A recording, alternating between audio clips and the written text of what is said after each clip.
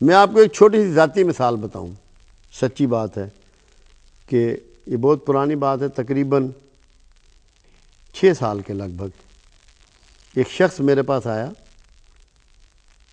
اور رونے لگ پڑا، مجھے چپٹ گیا۔ میں نے کہا کیا بات ہے؟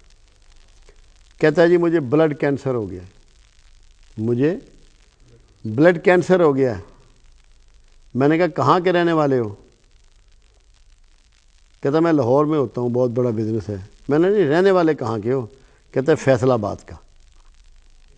میں ایگزیکٹ جگہ کا نام نہیں بتاؤں گا تاکہ کسی کا سیکرٹ ہوتا ہے۔ میں نے کہا کب سے اپنے گاؤں نہیں گئے؟ کہنے لگا 20 سال سے۔ میں نے کہا وہاں کوئی رشتہ داری ہے یا سب لوگ گاؤں چھوڑ گئے؟ کہنے لگا میرے نانکے دادکے سب وہاں ہیں، ماموں بھی ہیں، پھوپھیے بھی ہیں، چچا بھی ہیں، اور بھی رشتہ دار ہیں۔ میں نے کہا ان کے حالات کیا ہے؟ کہتے کمزور ہیں۔ میں نے کہا تو انتہائی امیر ہے اس وقت۔ میں نے کہا تجھے 20 سال ہو گئے گئے ہوئے، اب تو نے 20 دن اس گاؤں میں رہنا ہے، جا کے تو نے 20 دن اس گاؤں میں رہنا ہے۔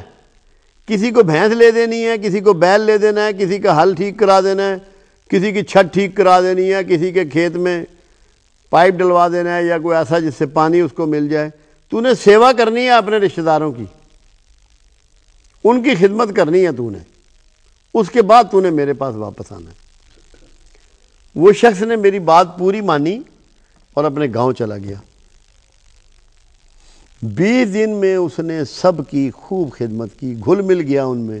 یہ ذہن سے نکل گئی بات کہ میں اتنا امیر آدمی ہوں اور یہ بڑے کمزور لوگ ہیں، اسی کا خون، اسی کے رشتہ دار۔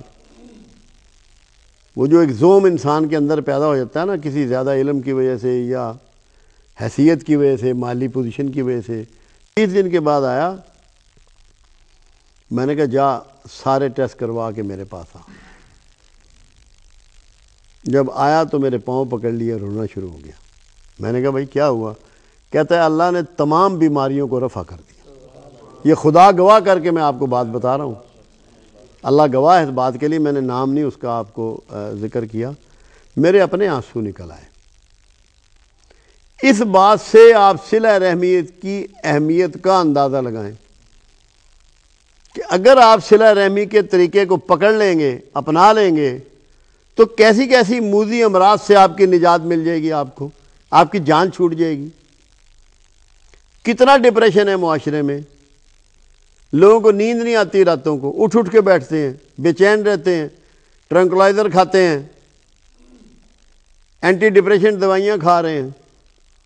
بخدا اگر اخلاص اور محبت سے اپنے غریب رشتہ داروں کو ملنا شروع کر دیں، کمزور رشتہ داروں کو ملنا شروع کر دیں، کوئی دوائی نہیں کھانی پڑے گی۔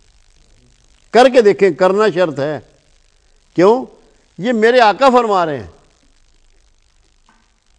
کہ تو کشادہ رزق چاہے، لمبی عمر چاہے، تو صلہ رحمی کو اپنا۔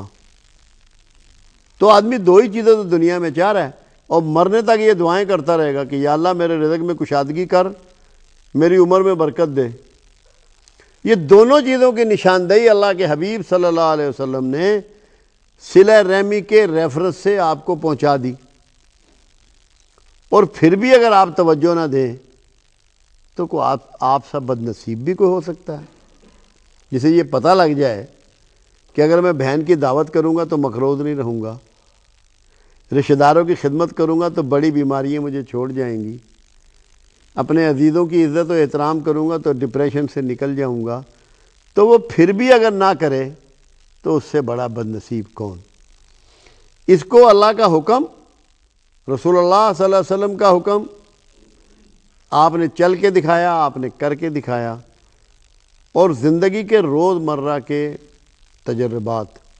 میں نے خود بے شمار لوگ دیکھے ہیں جو نہ کوئی زیادہ تعلیم حاصل کر سکے، نہ کوئی ان کی خاص اہمیت تھی، مگر انہوں نے بہن بھائیوں کی خدمت کی۔